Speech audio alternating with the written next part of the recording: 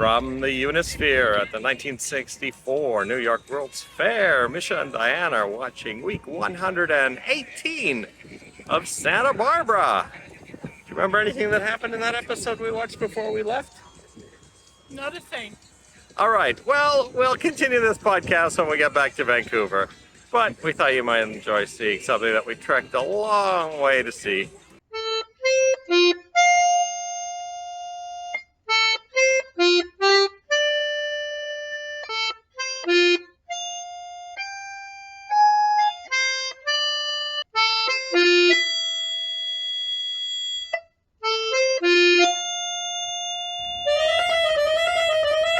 Welcome to the Flashtastic Week 118 of Misha and Dianne Watch Santa Barbara. It's Halloween Week 1986, the last week of October, and we are celebrating John Wesley Shipp's 11-episode stint on Santa Barbara all week. And we are presenting our little friend here.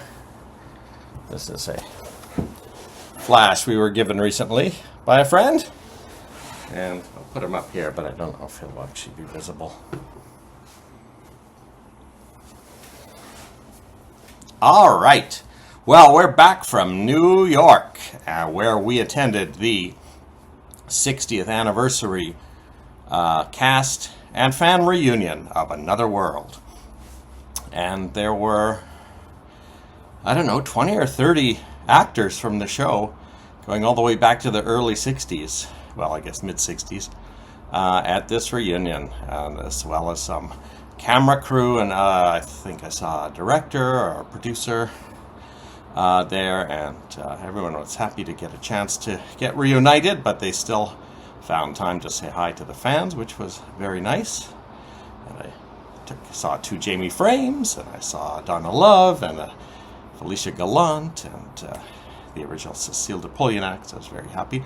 And when it was time for the chats with the guests, the actors, I made a beeline for Jordan Charney, who had played Sam Lucas on Another World, but we know him better as Dr. Renfro from Santa Barbara.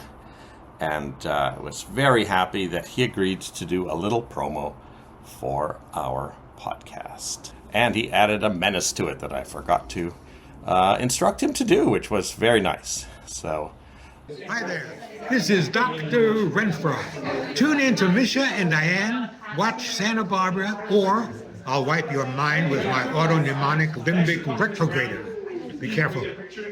That was it. We went to the NBC store there, but as you might expect, there's nothing to do with Santa Barbara there anymore, and nothing to do with Another Jimmy World. Fallon souvenirs. And SNL. And I didn't even see any Days of Our Lives stuff. So, all right, we have watched episode 572 of Santa Barbara, which we watched before we left for our trip. But I will hopefully remind you of what we saw. This originally aired Monday, October 27th, 1986. Cruz arrests Martin Ellis. Oh, Flash. Against Cruz's advice, Victoria declines to press charges. Victoria tells Martin he has 1 day to leave town. Now, since I know he's going to be on for 4 more episodes, either it's going to be a long day in Santa Barbara, or he might just not listen. We are going to be stretching out the Flash merch till the end. Yes, appearance. Today only is this character. We have a few other Flash-related things. I don't know if I have 4 more, but we'll see. Victoria tells Cruz that she's just like Martin. Cruz is the reason she's staying in Santa Barbara, because she loves him more now than she ever did. So I feel like this, coupled with potentially Cruz being angry with Eden, realizing that somehow she was involved in this Martin thing, maybe Cruz and Victoria might end up back together for a little while. Enough to disrupt things between Cruz and Eden. Sophia tells Eden that Gina is the one who switched Santana's pills. And then Sophia urges Eden to tell Cruz that she's the one who brought Martin to Santa Barbara. And it seems like Eden contemplates this and is planning to do this. But as usual in soap operas, when someone is planning to do the right thing, the other person finds out before they can tell them. And in this case, Cruz tells Eden that Martin is not in jail, and Martin calls the beach house to say he's on his way over. When Eden intercepts him at the door, he realizes that she is the woman from Monaco, and says that Cruz should know that she is responsible for bringing him to Santa Barbara. So there's just a thin oak door between Cruz finding out that Martin's there because of Eden. Alice uses a telescope to watch Lionel's yacht return to the harbor, and she muses that Lionel and Carolyn might get married, much to the annoyance of Jane. Lionel tells Caroline that every year Minx invites Augusta to her birthday party, and Augusta always declines, and yet shows up late to upstage Minx. Lionel is sure that if Augusta declines the invitation this year, that means she'll be showing up soon. Augusta's RSVP arrives at the house, and she sends her regrets. Lionel reports that Minx does not believe that Augusta will actually show up, just because she's declined the invitation. Now, we do not see Minx in this episode. Lionel goes upstairs to talk to Minx. So that's not the only person who has something to do in this episode but doesn't actually appear. Lionel and Jane discuss the fact that Jane is annoyed that Lionel and Caroline are friends, and they do kind of hint at Jane's crush at Lionel a little bit in that conversation too. I feel like this is an inevitable thing, this Lionel-Caroline thing, even though they're trying to be friends. Definitely. Alice gets a phone call from Nick, who is not in this episode, who has arranged a modeling job for her. Carolyn tells Alice, I'm going to do the southern accent. That might be a bad idea. You are a beautiful girl. You should put that to work for you. Alice says, I could be a waitress. Or a cook. Carolyn says, we southern girls. Jane has a natural beauty. However she wants to dress is her own affair. There's nothing in the world wrong with you showing a little tasteful skin. And she unbuttons Alice's top button, which causes Alice to have a flashback of a leering police officer, followed by the sound of a gunshot. And this is a very young Alice, so I think maybe now we know a bit more of the story of how Alice's father got shot. It seems like perhaps a police officer was trying to molest young Alice, and that was the, I guess, trigger for all of the trauma that she suffered in later years. So we will be, it looks like they're exploring that more quickly than the missing Brian Bancroft, or Brian Bradford. Keith reveals the tape of Gina confessing to drugging Santana. And in addition to Mason's resignation, Keith wants $500,000 from Cece, as well as a chunk of Capwell stock. Mason points out that without Angel's testimony, the tape is inadmissible in court. Cece says he'll hold on to the tape and give Keith 1 hour to bring Angel in and have him agree to testify. This seems like a tall order. Gina begs Keith not to go through with it, but Keith says that she's cost him his job. So I think Keith and Gina might be on the outs here. Which is good, because she's marrying Cece next week. Gossip columnist Fiona Figg. This is a bit of an over-the-top character that suddenly shows up out of nowhere. Possibly because Gina called her. She arrives at the Orient Express, demanding to know the real reason Cece switched fiancés. Gina tells Fiona that Cece realized that Gina is the only woman he really loved. Our son Brandon is going to be so happy. And Gina points out that Sophia is also present as well, if you want to talk to her. Sophia comes up. She had been trying to escape when she saw Fiona Figg, but now Gina's goaded her. So she says, did you know Gina is a recording artist? She's made not just one tape, but two, and we think it's fabulous. Cece says, I have it here. And Fiona thinks the two Mrs. Capwells would make a great movie. To which Gina replies, Kathleen Turner could play me, and Betty Davis could play Sophia.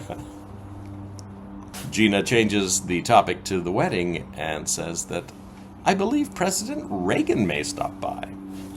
Now, remember, Joe and Joe and Kelly's wedding, we had a Ronald Reagan lookalike in the crowd who was meant to be playing Ronald Reagan.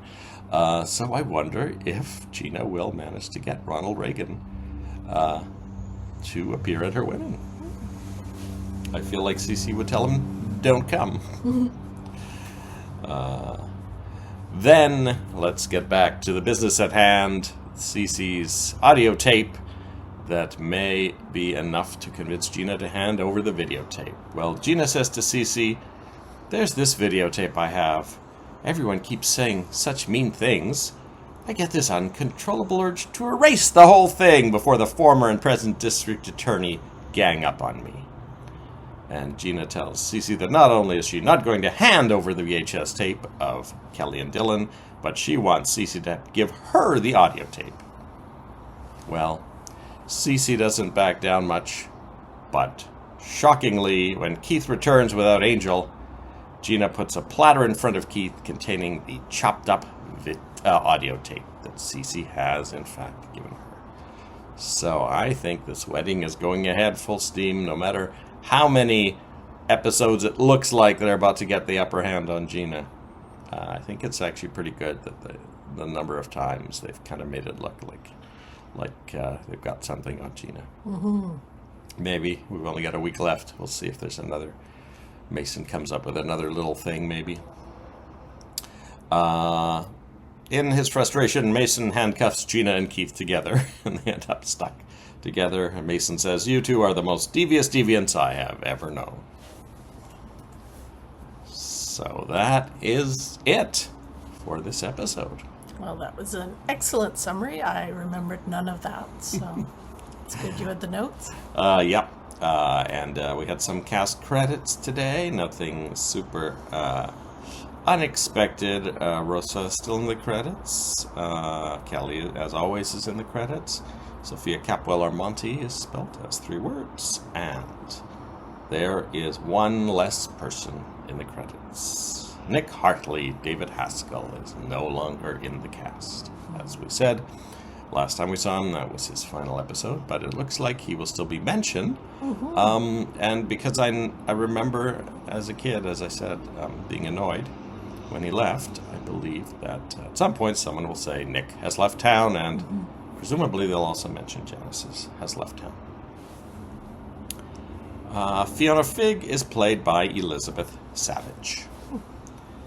And that is it for episode 572. We will see you after we've watched episode 573 of Santa Barbara. We'll see you then. Bye-bye. Oh, to Mrs. Capwell's. That would make a sensational novel. Or a movie. Yes, Kathleen Turner could play me, and Betty Davis could play Sophia. Me. You're going to have the wedding of the century. I believe President Reagan may stop by. Good grief.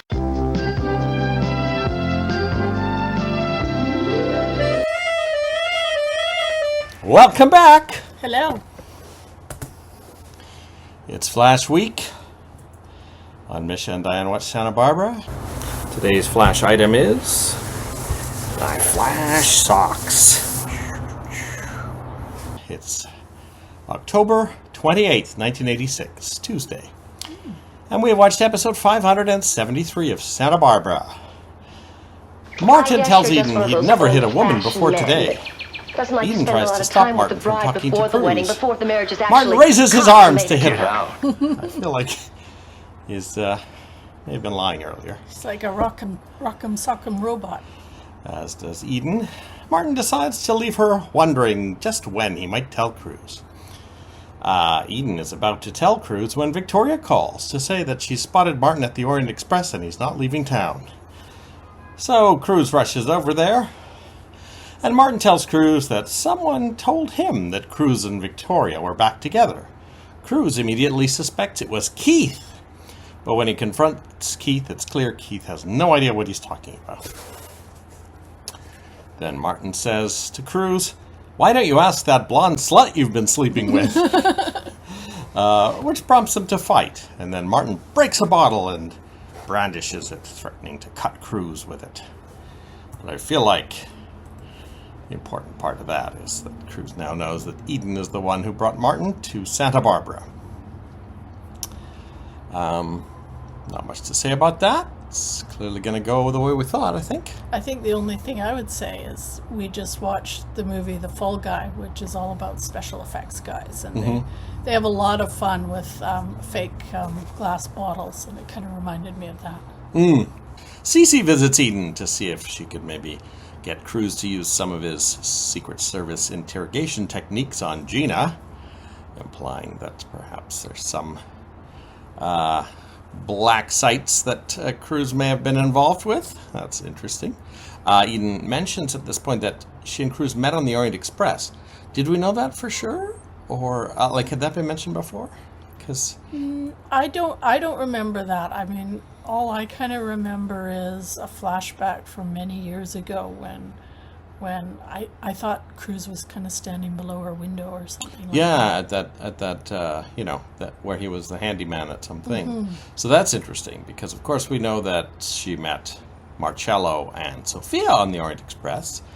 It would be interesting if she was on that same trip with Cruz and that he was just in the other cabin. But then again, maybe she was on the Orient Express all the time. Because I think we're going to find out many years from now she was on the Orient Express with another guy at another time.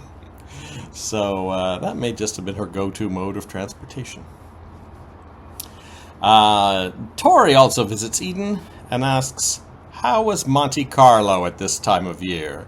She's put everything together and is now ready to threaten Eden with that. Of course, Cruz already knows, so we will see. Maybe Tori will end up fighting Eden too to make up for the shiner that she got, thanks to Eden's meddling. Ted and Haley return from their tacky honeymoon hotel. They're making fun of the vibrating bed and the heart-shaped bathtub. Haley tells Ted he can sleep in Jane's bed. So I guess Jane hasn't moved her bed to the Lockridge mansion. I guess they moved all their furniture back when they rebought the house from Pearl, so they must have been storing that. And wonder where they stored that, because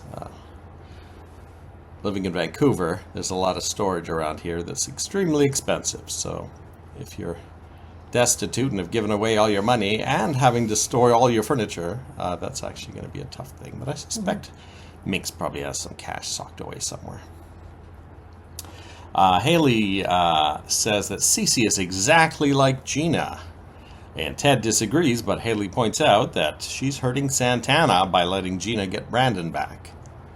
So this is actually a very good point. And Ted kind of says, oh, let's not talk about that. But yeah, she's doing what Cece's doing to Santana is as bad as what Gina's doing to Kelly, I think. Yeah. Brick and Santana have breakfast at the Orient Express. So it's another potential couple that I guess we had thought of. Yeah. Now, especially now with Nick out of town. Santana visits the Capwell mansion where Haley tells her about Gina's tape and the forced marriage. She gets angry with Cece. And then later Cece says to Haley, how dare you? You plan to be a member of this family? You better learn to keep your mouth shut. Which, of course, gets Ted angry at Cece for raising his voice to Haley. Next thing you know, Brick and Santana are having lunch at the Orient Express, at the exact same table they were having breakfast at 2 scenes ago. Gina's lawyer brings Santana a paper saying that Gina will take legal action if Santana tries to see Brandon. I feel like Gina probably should have waited till all the I's were dotted and the T's were crossed on that wedding, because now Santana is quite upset with Gina, and which Gina must have been able to predict, so I don't know why she would do it on the day of her big shower, where she wants things to go smoothly. As you'll recall, Keith and Gina were in handcuffs at the end of the last episode. Well, Keith manages to get them extracted, and Gina tells him that she's got Cece in her pocket as long as she has the tape. Haley catches Lily and Gina rehearsing the healing. And at the shower at the Capwell mansion, Fiona Figg arrives and wonders why there's a big hole in the atrium.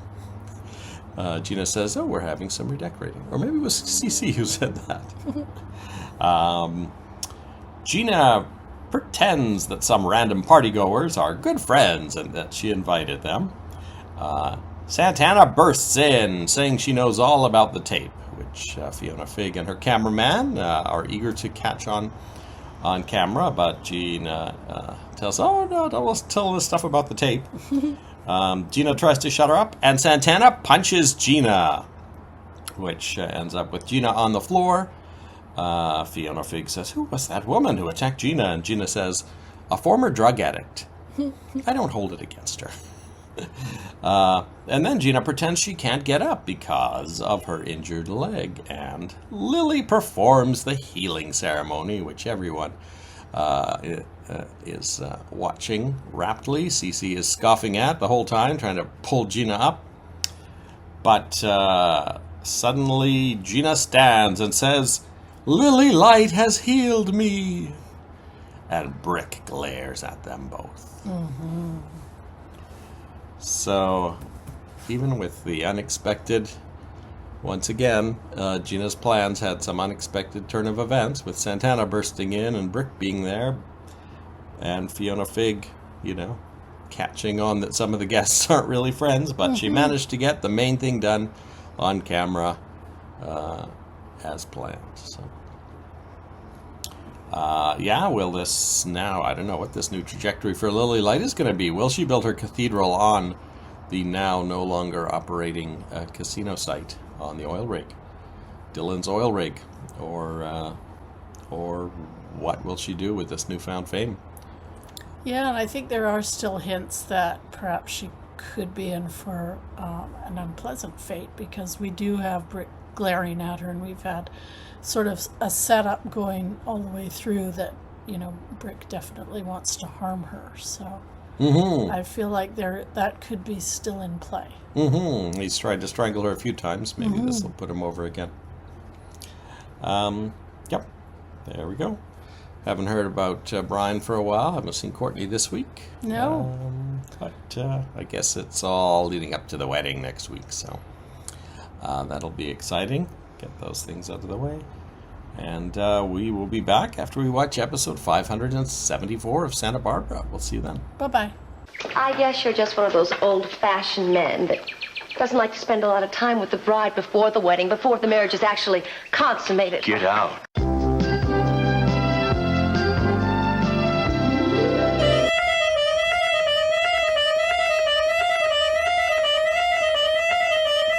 Welcome back.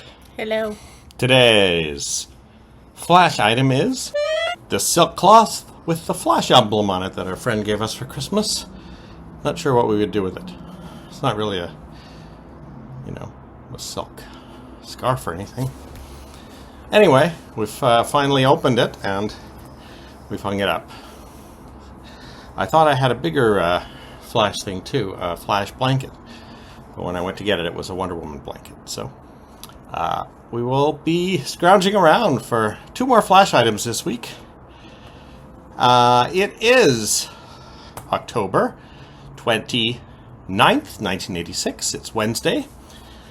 And back in real life, we've just seen Lane Davies appear on General Hospital as a foil for Julia Wainwright's portrayer's character. Alexis Gron. something. Nancy Gron. I don't know how long he's going to be on. We also saw Martine Beswick on Falcon Crest. She, of course, played the assassin who tried to kill Kelly. And we paused the Matt Helm film, The Silencers, to do our podcast, which stars Stella Stevens, who will be showing up on Santa Barbara someday in a role that is a spoiler to mention. So keep that at the back of your head. All right, episode 547 of Santa Barbara. The shower guests applaud Gina's healing. Brick denounces Lily as a fraud. Mason declares, "I think you'll find she's completely healed." Now, I think that kind of gives away that he's in on it, because he was against Gina, in theory, previously. So, I don't know if Gina realizes, wait a minute, Mason's on board with the healing? Or everyone else realizes this trio obviously is in on it together. Certainly that's what Brick is aware of. Well, plus just the fact she's been hobbling around for we don't know how long. It seems like a very long time to the viewer. It's maybe been weeks in Santa Barbara time, and she should be healed now, one way or the other. It's a bullet in the leg, so I guess you could make a case for nerve damage or something if you really had to. Brick says, "Ask her if she can heal my wife." Cece also is not really on board with this whole healing thing. Lily tells Brick that his destructive emotions are going to lead to something terrible. I think we've been seeing, just on the verge of something terrible happening with Brick, so we'll see what happens. But Brick does something a little less terrible. He hires 2 guys and says, let's see how Lily does healing you. So I feel like he's maybe used his circus life contacts to find some guys who will help somehow expose Lily. I'm not sure how he can do that without forcing another healing. So we'll see how this plan goes. Well, Lily's going to have to heal more than one person, I think, to be able to get her flock back and her cathedral built. So I think Mason we'll had see. said that a couple days ago, but Lily kind of had an out for that. So Mason, having witnessed everything, thinks that Gina loves Lily and that he can use that to his advantage. Eden tells Victoria she didn't know what Martin would be like. Eden tells Cece she's too ashamed to tell Cruz the truth. And Eden finds Courtney in a trance. Cruz throws Martin through a glass partition at the Orient Express, and his knee is injured so badly that he'll never play tennis again. Thus is, of course, the entire episode. He gets rushed to the hospital, he gets diagnosed. Everyone at the hospital, Eden, Cruz, and Victoria, are very upset and guilty. Victoria tells Martin that it's his own fault. She actually does this at the beach bar after he's discharged. So we see the beach bar set in late October. Doesn't seem too chilly down there. Now, am I wrong, or would Martin have grounds for a big lawsuit? I would think so. His tennis career, he says, I've been playing 10 hours a day ever since I was 10 years old, or something like that. Martin tells Cruz that Eden met him in Monte Carlo. When Eden comes home, Cruz has the hotel bill from the chateau and says, I'm wondering about these calls you made to Monte Carlo. So he didn't necessarily need to do that, but I guess as a police officer he wants corroborating evidence from a potentially unreliable witness. So, how long before Cruz and Victoria end up in bed, do you think? Well, I guess we know that Martin won't be on the show too much longer, so that could definitely clear the way for Cruz and Victoria, I would think. Maybe Martin will kidnap Eden. That would get her out of the way as well. Courtney meets Keith at the beach bar. Oh, it's popular on October 29th. She says she wants a job at his new law firm, secretary or something. She shows him the Daily Chronicle with the headline, XDA's affair with murdered woman revealed. Keith is, of course, horrified until she reveals it's a fake, but at any moment she could make it real. Courtney has a flashback, standing over Madeline's dead body with bloody hands.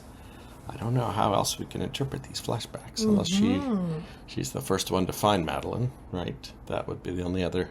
She either killed Madeline or was the first to find Madeline and blocked it out. Keith decides that now he needs a lawyer and tries to hire Julia. She admonishes him for not mentioning his affair with Madeline during the murder investigation. And Keith tells her Courtney is blackmailing him. She's not the demure, quiet little girl we took her for. She reveals to Julia that Courtney had romantic notions about David. And Julia says she couldn't be far gone enough to have romantic notions about you. He wonders if she wants to be a puppeteer like Madeline was. Julia says, you still haven't told me that you didn't murder Madeline. Later, Keith surprises Courtney in the Capwell living room. I think he's decided that Courtney has in fact fallen for him and decides, I know what you're looking for. It's not a secretarial position. It's several other positions. And he kisses her. Keith says, you want me? And Courtney says, no, don't, Keith. He kisses her neck, and then she says, all right, I want you because you were Madeline's lover, which I think is what Keith had thought for a while, but Courtney was not agreeing to. But apparently it is. Yeah, I have to admit this whole turn actually took me by surprise a little bit. It didn't seem to me that there was a lot leading up to it. So. Well, I felt like, why is Courtney stringing him along so long? Unless, why wouldn't she just put him in jail right away? So, I guess it's believable if you take that into account. But just as he is kissing her, Madeline's ghost appears, and Courtney screams, "Get out of here!" And of course, I imagine next episode Keith will assume that he's talking to her.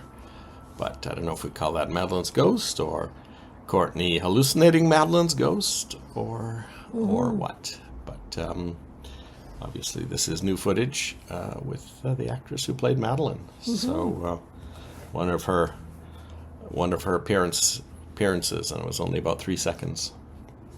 And it is sort of ironic. I was thinking about this when Keith was having his conversation with Julia, that it seems like just a few episodes ago, when Keith thought he was going to be counsel for Cece's company, that he was actually offering Julia a job with him. And now he is in a way offering her a job, but it's representing him as a client.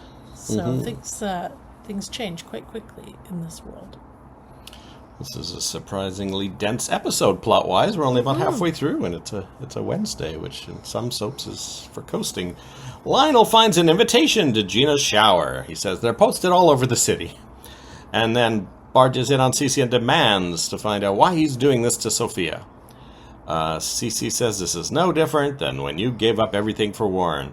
I'm doing this for Kelly, and he declines to elaborate any further on what is going on and why Gina has managed to talk Cece into marrying him. So I don't know if Lionel's going to impress himself on this storyline somehow, or I don't know, he's going to try and find Sophia and find out, but I don't think there'll be anything happening there.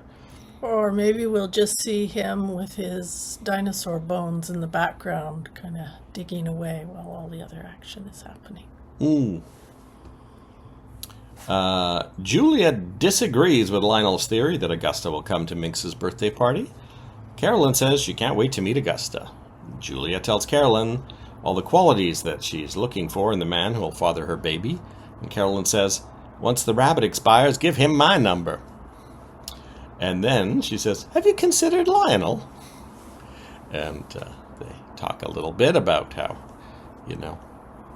the relationship between Julia and her sister, and how Lionel wouldn't be a good match. But that's twice now that option has been suggested.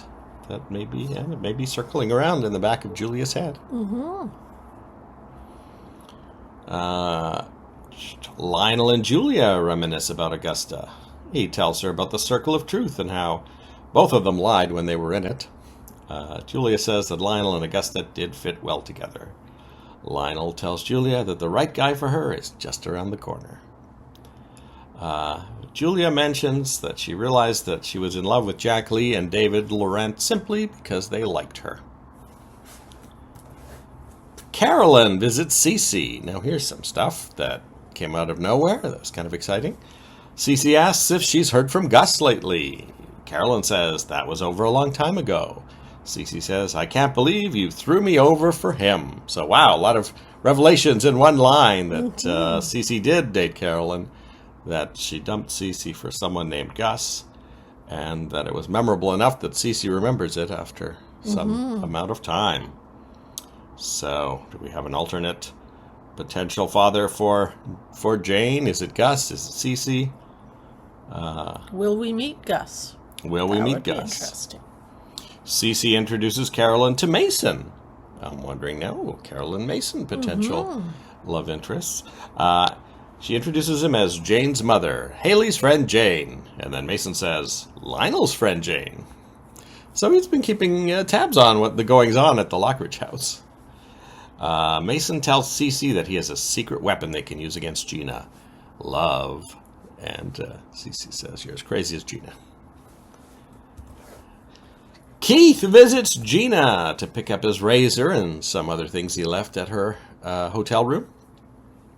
Once again, she brings up her injured tooth, and we've been wondering where this is going. And suddenly I either remembered or I had a thought as to how we can fill this last week before the wedding of trying to get Gina to reveal the tape. She mentions her injured tooth, but that she doesn't like dentists. And Keith comes up with a plan. Later, Gina's at the bar at the Orient Express, and a handsome man starts talking to her. When she mentions her tooth, he casually says that he's a dentist. And he's painless because he uses laughing gas. And Gina says, flirtily, there's no telling what she might say under the influence of laughing gas. But of course, that is exactly Keith's plan, and he watches from behind a partition, presumably not the one that Martin went flying through earlier.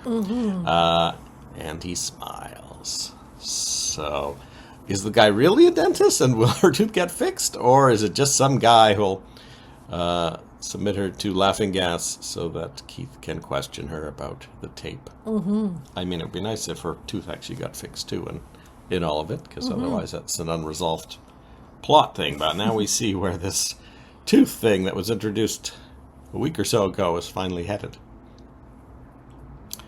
Wow, that was a very dense Wednesday episode. Yeah. And we will see. I'm excited to see what happens with Gina, and the Courtney story is kind of fun. But I think we all suspect where it's heading. We'll be back after we watch the Thursday episode, number 575 of Santa Barbara. We'll see you then. Bye-bye. Bye. You were having an affair with Madeline Laurent and you didn't tell anybody? Why? I like sleeping with women.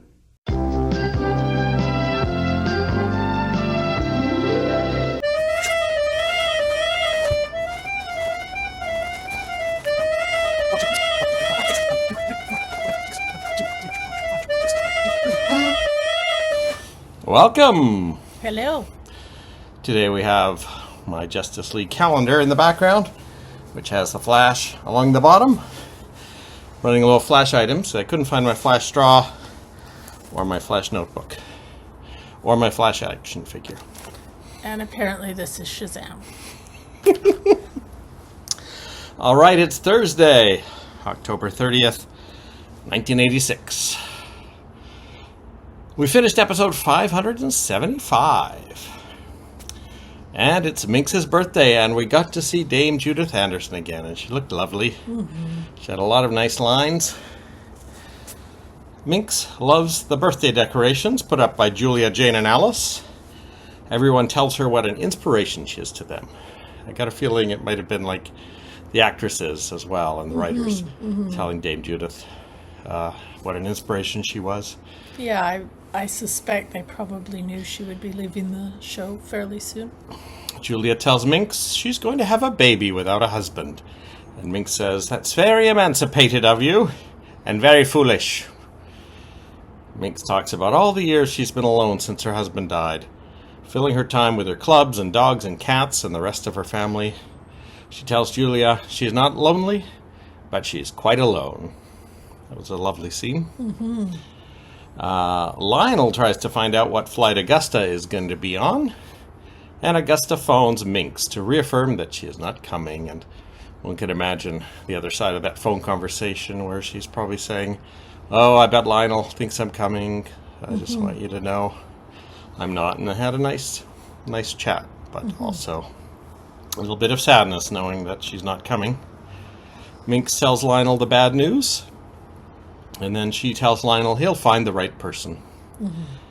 And then Minx reveals to Caroline that she knows she once dated C.C. Capwell, and who she left him for.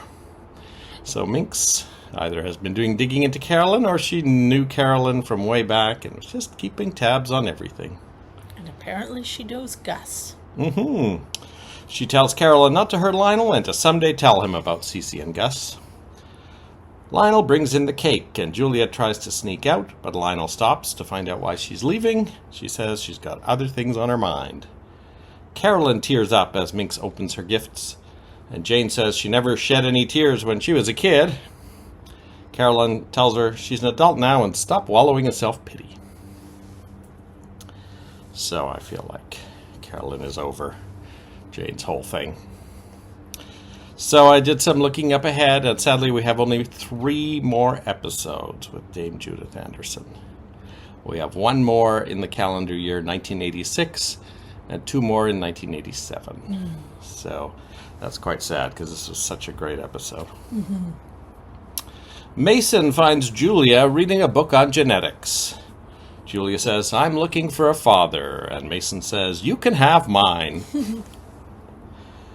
I feel like Lionel and Mason are in the running for this dad role here. I think so. I think maybe the writers are trying to tease us with all these potential people, or maybe the writers aren't sure and want to see who she's got chemistry with. So maybe Keith is still in the mix too. Maybe Gus, when he shows up. Brick's gone, of course. Well, is he related? By marriage, I guess. Not Brick. Brick is related by marriage, but it's Nick that's gone.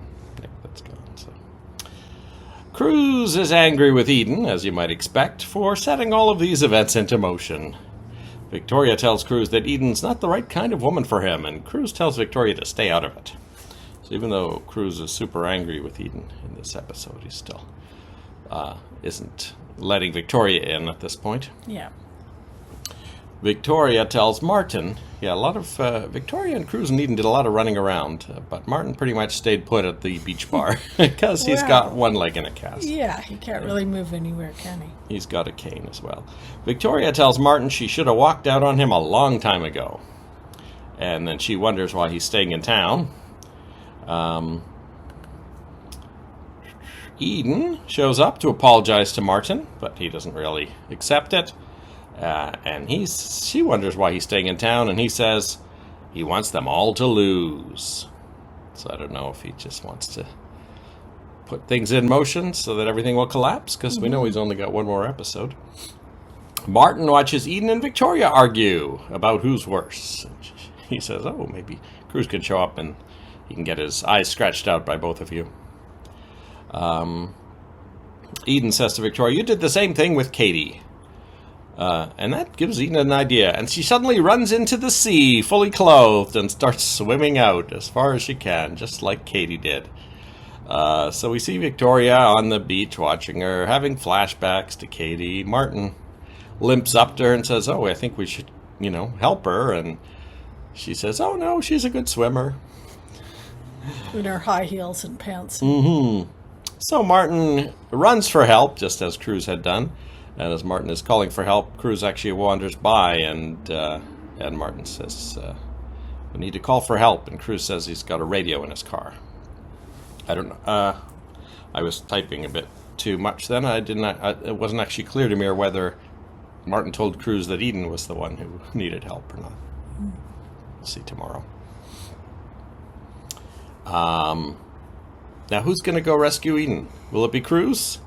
Could be Cruz. Well, I mean, Martin can't really do much. Martin can't. He's injured.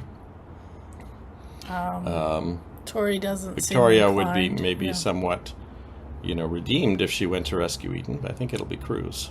Yeah, I think it will. And then I think at some point, either Eden will still be conscious or not, but at some point I feel like Eden's going to say, see, she stood on the beach when I jumped in the water just like she did all those years ago. But I feel like Cruz is going to be just as annoyed with her for setting that into motion the way he did the other thing. So. Oh, yeah, I mean, it's another bit of drama that didn't need to happen. Didn't need to happen, yeah.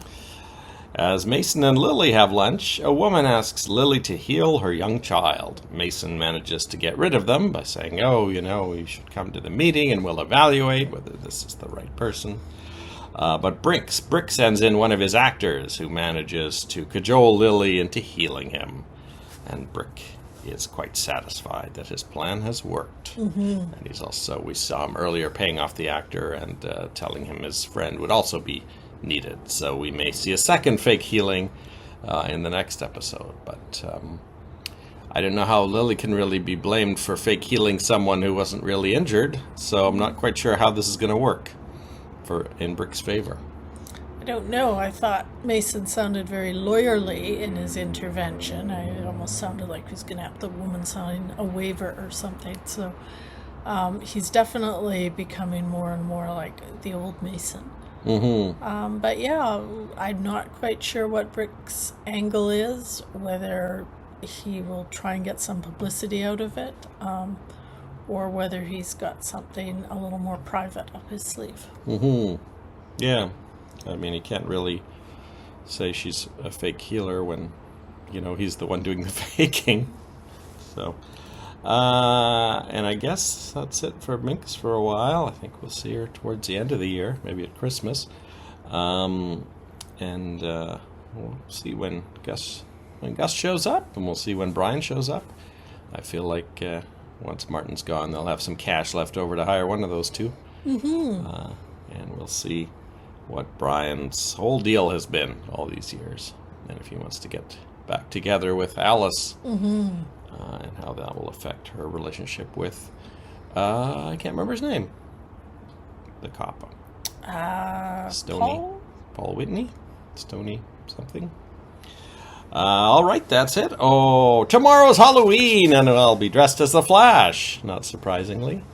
We'll see if that's mentioned at all on the show. We haven't heard anything about Cece's birthday, which I think the last few years has been in mid-October. I was surprised that Mink's birthday was at the same time of the year. And it's never been mentioned. Yeah.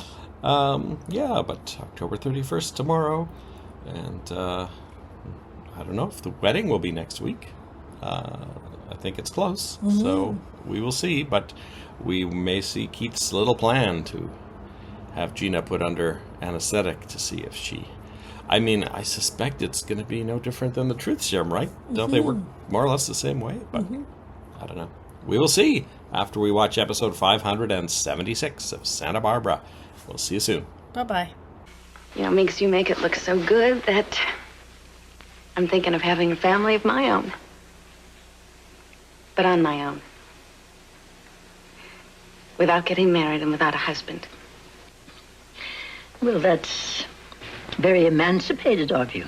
And very foolish. But millions of women are doing it now. They really are, more and more every day. Not by choice. But this way, I won't have to be lonely. I'm not lonely either. I have my friends, I have my garden, music, books, my dog, my cats to take care of. But I have no companion to wake up with in the morning, to plan the day, the little eccentricities, the things that go on, to talk about, to help me make decisions, even to argue and make up. No, I'm not lonely. I am quite alone.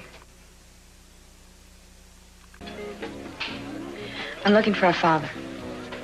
Well, there, I can help you. You can have mine.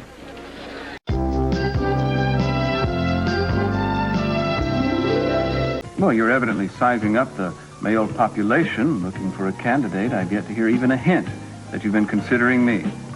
I have a lot to offer. Well above average intelligence, a bit of blue in the old blood, sound bone structure. Deceitfulness, cynicism, self-importance, and cruelty. Nobody's perfect. Oh, I don't expect perfect. I just thought I'd give a shot at human. Good strong teeth. Yeah, they're not bad. But this isn't a slave auction. I have been wondering, lo, these many months, just what the terror of the courtroom is like between the sheets. I forgot to add crude to the list. I don't know what made me forget that. Give me a break. I'm as red-blooded as the next man. I thought you were blue-blooded. Thanks anyway.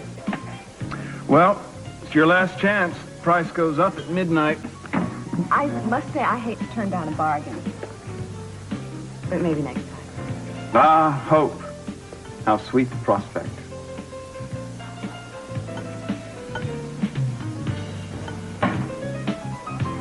No.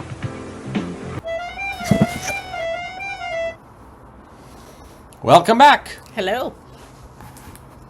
We finished episode 576 of Santa Barbara, which originally aired Friday, October 31st, 1986. Happy Halloween.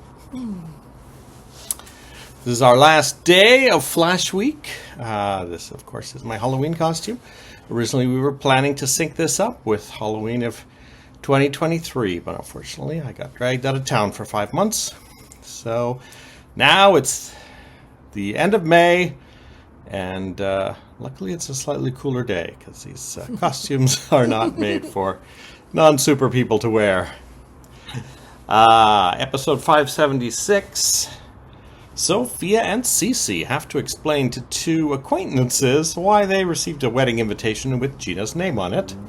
Cece says, I barely did business with that guy months ago, so Gina's just mailed it to everyone in Cece's contact book, it looks like.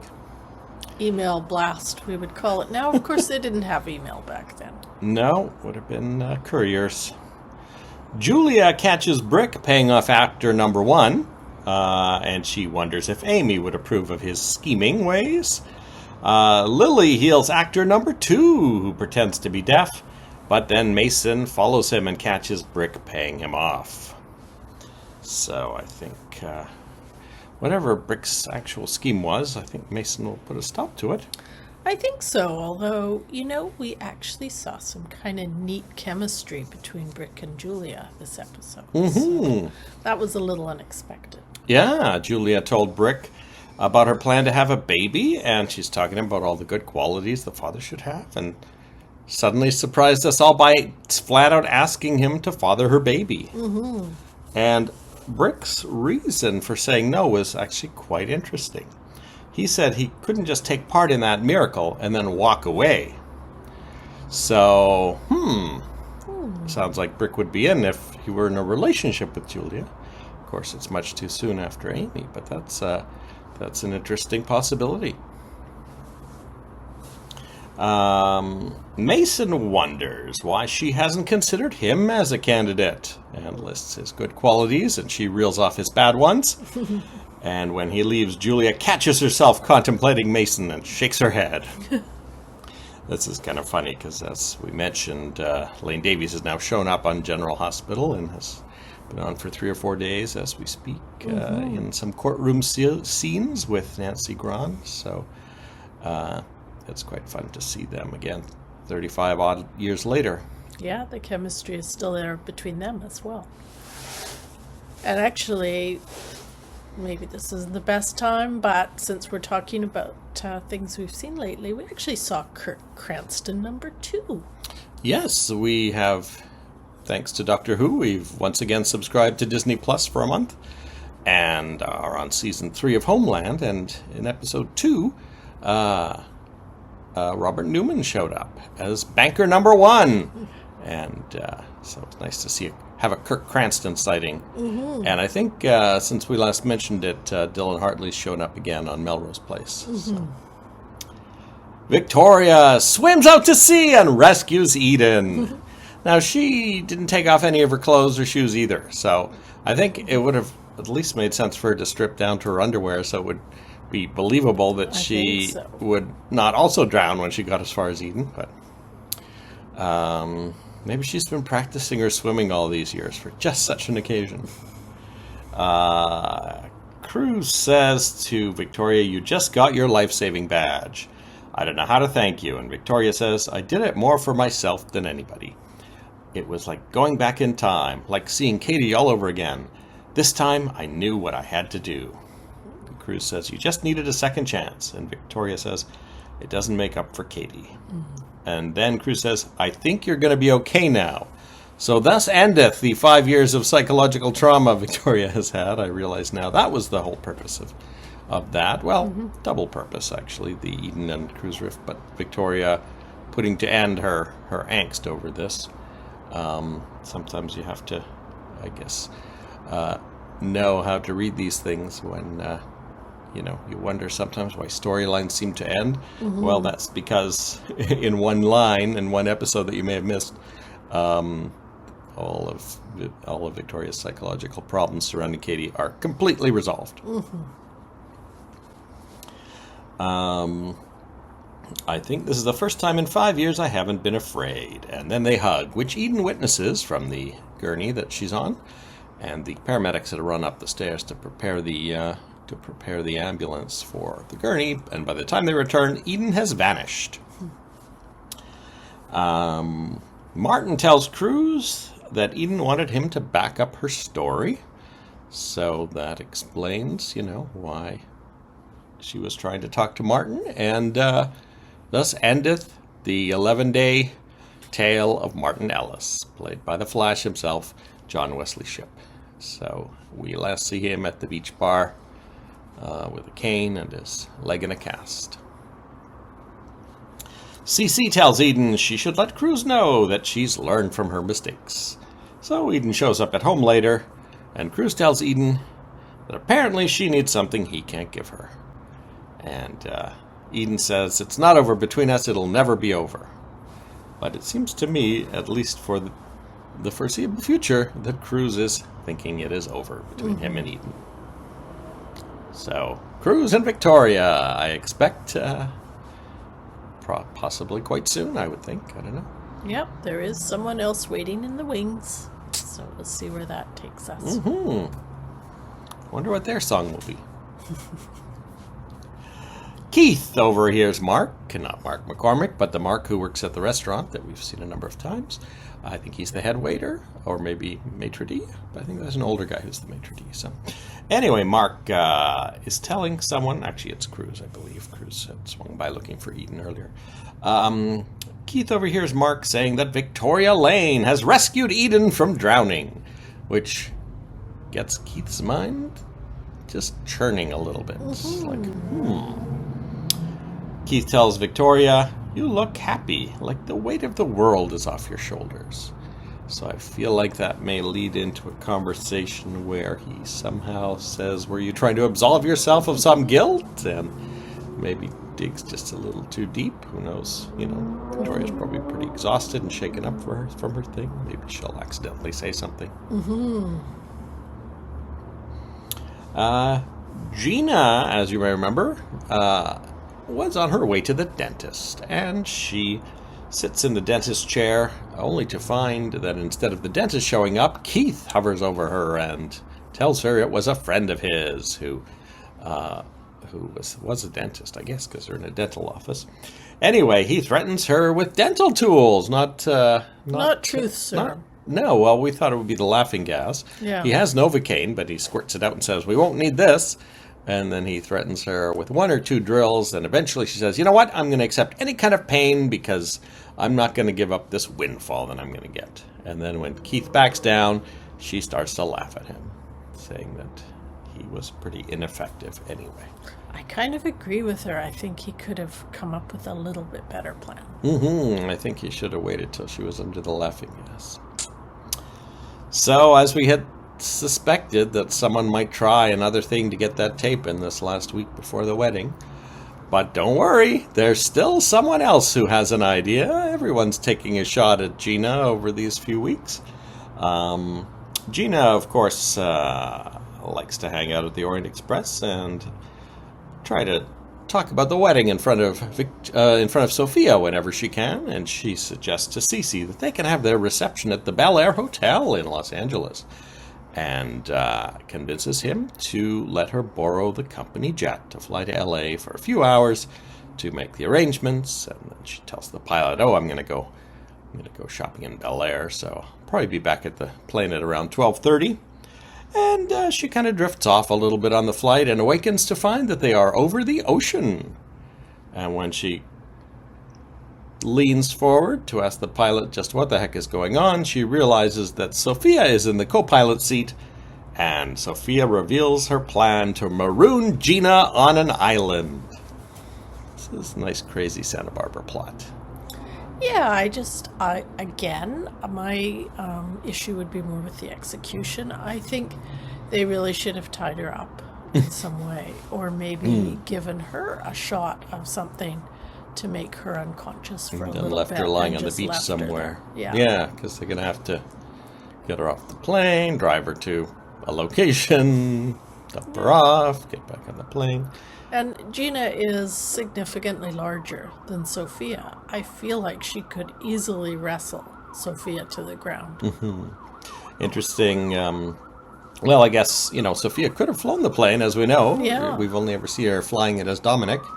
But I think she thought she might need the pilot to help her manhandle Gina out the door. But I don't know what kind of contract these pilots for the Capwell sign about kidnapping and ruining. So I started thinking, well, what if, they drop her off and then Sophia tells Cece she won't be back, and Cece decides, well, let's have the wedding anyway, and plans to marry Sophia on, let's say, Friday, and meanwhile Gina manages to find her way off the island, find her way to Santa Barbara, and bursts in just as the wedding is happening. So.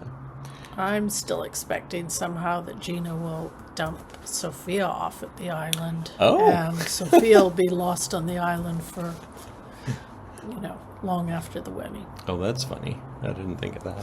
Well, I have watched quite a few Days of Our Lives episodes with you, including one from about a decade ago involving the entire cast being moved to an island. So it can happen, people. I think really Santa Barbara launched the wackiness era of soaps. So usually involving Gina or Keith. And that is it for this Halloween week 1986. When we come back, it'll be Monday, November 3rd. We'll find out if Ted's actually taking any classes at USB. Is that what it is called? USB? University of Santa Barbara? Because KUSB is the name of his radio station, right? So we'll find out if the wedding actually is next week or the week after. I'm pretty sure it's within the next 2 weeks based on when the celebrity guest stars will be appearing. I'm looking forward to seeing the next Ghost of Madeline episode, so that'll be exciting. And bye-bye Martin Ellis, bye-bye to John Wesley Shipp, who we enjoyed on the original Flash, and also in his 2 different characters, I think, that he played on the new, more recent Flash. So many fans of the Flash were happy to see him again. So this is just a greeting to John Wesley Shipp. All right, that's it for week 118 of Misha and Dianne Watch Santa Barbara. We'll be back for week 119. We'll see you then. Bye-bye. We don't want anything from you, unless maybe it's your disappearance from the face of the earth. Oh, Sophia. Better people than you have tried to make me disappear. People with creativity, imagination, and lethal dental tools. But to no avail, I'm still here. So is cholera and malaria. Can't get rid of some plagues. I was thinking about the reception. What do you think about the Bel Air? I thought maybe you'd give me the company jet and I could hop down to L.A. tonight. Oh, I'm terribly sorry. The company jet's been rented for 40 or 50 years at least. Why don't you invest in a pair of hiking boots? You might make the Bel Air by the weekend.